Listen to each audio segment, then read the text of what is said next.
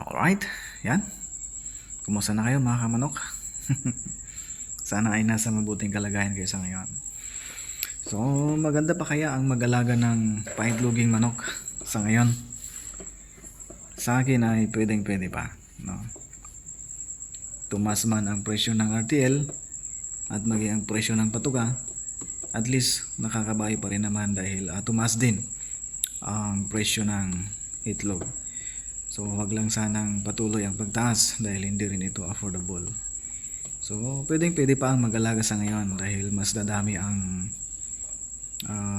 consumer natin dahil nga pasukan na at sa darating na November ay maging totally face-to-face na ang klase. So ang itlog ang siyang pangmadali ang ulam pag umaga. Kaya pwedeng-pwede pa rin, no, na mag-alaga ng RTL. So meron tayong kaibigan na nag-try, no, na mag-alaga rin. Nagsimula siya ng 100 heads na paitloging manok at idudugtong ko dito sa ating video upang sa ganun ay makita nyo rin yung kanyang pagsisimula at sakaling ma-encourage kayo, no, sa pag-alaga ng RTL at sakaling makakuha rin kayo ng mga ideya nyo kung paano nyo simulan ang pag-alaga ng RTL o kaya paitloging manok.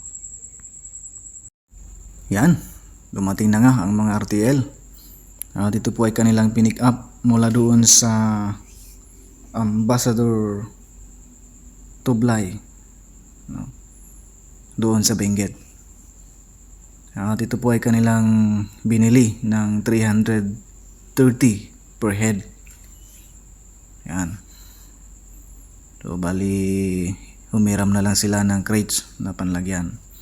So siya po si Sir Melchor, kasosyo ng ating kaibigan. At maya maya po ay buhatin na nila ito, ipunta doon sa kulungan.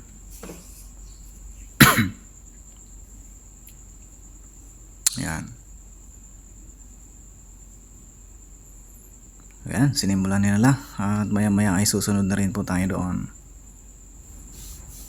Medyo may hirap nga lang ang pagkuha ng patuka dito sa palagay ko, no? Dahil nasa 400 to 500 meters din siguro ang distansya mula dito sa kalsada hanggang doon sa paglalagyan nila ng manok.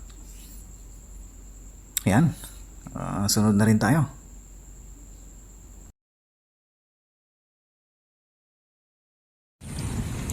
Okay, bali dyan kami nga nagapo. Doon banda yung kalsada. Dumaan kami dyan. Dito naglagay na ako ng kahoy pero kulang pa rin, mahaba yung may tubig sa pilapil, oh. Hindi na nila kailangan ng tubig kaya pinadaan lahat dito sa may kanal, pero hindi kaya ng kanal kaya umapaw dito sa may pilapil, oh. Kaya nagtanggal na ako ng sandal. So medyo may kalayuan yung kanilang manukan doon sa may kamanggahan, doon sa may kakawayan. Okay. Ano? Napasubo tayong dumaan dito sa may matubig. Di bali na. Ganyan talaga ang buhay. So bali ito yung kapitbahay nilang palayan. Ewan ko kung saan dito yung palayan nila, yung kaibigan natin. Dito yata, dito banda. Okay, pause muna natin. Ayan, nakalahati na natin mula doon hanggang doon sa may kamanggahan. Tubig.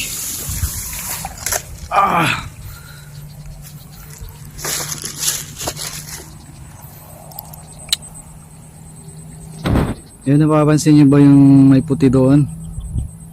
Doon galing yung Northern Cement. Yan, diyan ginagawa. Part ng Pangasinan pa rin. Yan. Season amo? Part ng season. Kung hindi ako nagkamali season.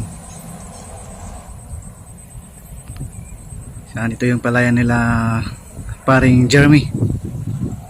Okay, tuloy ulit natin. Ayan, palapit na tayo ng palapit.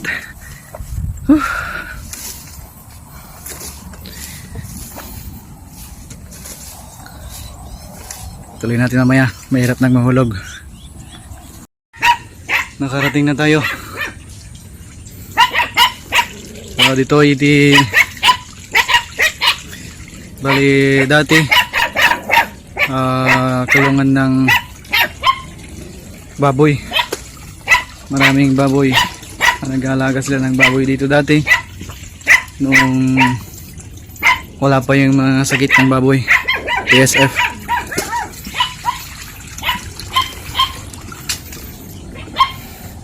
So ngayon naman sila ay nag-put up ng manukan dito, sila paring Jeremy.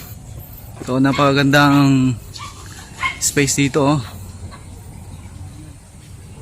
Nasa ilalim ng mga mangga.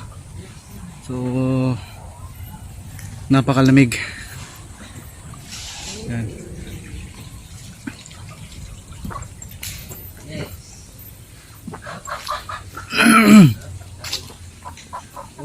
So ito lang yung mga manok. Oh, bagong ano pa? Pabarbaro ng semento pa rin ko eh. Ngayon, di kalman. Kalman lang. May sanggot, may sanggot kami sinmangat. Mm. May kat mo ta? Cut ko na atid dugmat. Madi ano bunagak ti kayo da jaga. Han. So nilalagay na itong mga manok natin. 3 per box. Sakto.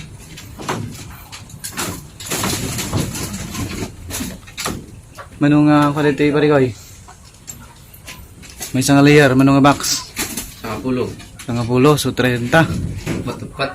30. Ay ako na talo, kasi talo bilang ko siya eh. So, 4 kada box. Ang laman. So, pansamantala, ito muna yung ginawang kulungan. 3 layer. At ang per layer ay may 10 box. So, maglalaman ng 40 heads per layer. Yan. So, maya-maya pagka nailagay na lahat, tanungin natin yung may-ari kung magkano lahat ang expenses mula simula hanggang ngayon na mayroon ng manok. Okay, mamaya muna.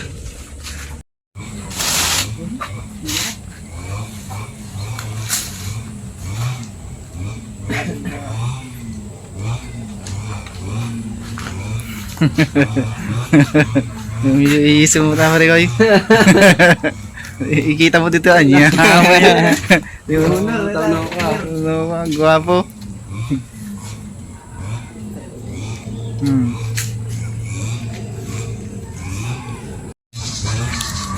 Meron yan sa time na.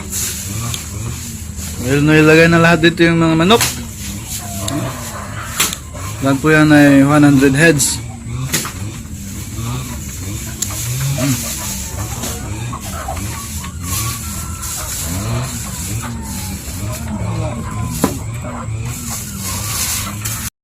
Ayan, naitang atak-tak doon iti manukan. Damagan taman, umano iti puunan ni Pastor Jeremy. Nagsindang kami. Ano iti puunan, pare koy? Punan. 3692. Mutulan ini ko 25. Pangagasot naman. Sa gusot namin? Hanggang 90 ko naman. 90. So, nakairo Arizona iti 90,000 para iti 100 heads nga manok. Actually pang 120 kuma. Ito naramid nga cages ng sumasaron nun to edad duma. Pinagastos naman dito dito. Ito housing kun arkila. Arkila. Ngayon dati sa rin mo dyan. Kulak ka. Okay, so mabalin pa yung mabawasan the expenses tayo tipunan. No, dati sarili tayo nga lugan. Base ka na tayo ay kausa tayo kaya pare ko tayo nga nagrugi. Iti backyard poultry. So 90. Malamang 70 kung natan. 70 ko na. Tipunan ti 100 heads. Okay. Kada kanya yun detan no kaya yung airwar iti 70,000 to 90,000 pesos no, para iti 100 heads ng manok. Kasi lang mo ti discount itag biyag. Ano sir?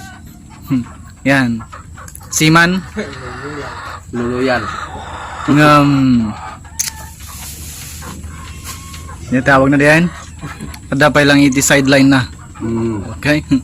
So hanta lang ang mapnag kiti may isang income, source of income. Mabalin tayo pa nga dumiskarte. Tapnon nawadwadwad kin umdas. Iti parabor ti apo. Amen. Pananganan. Sirahan na dito halitsyon ulo.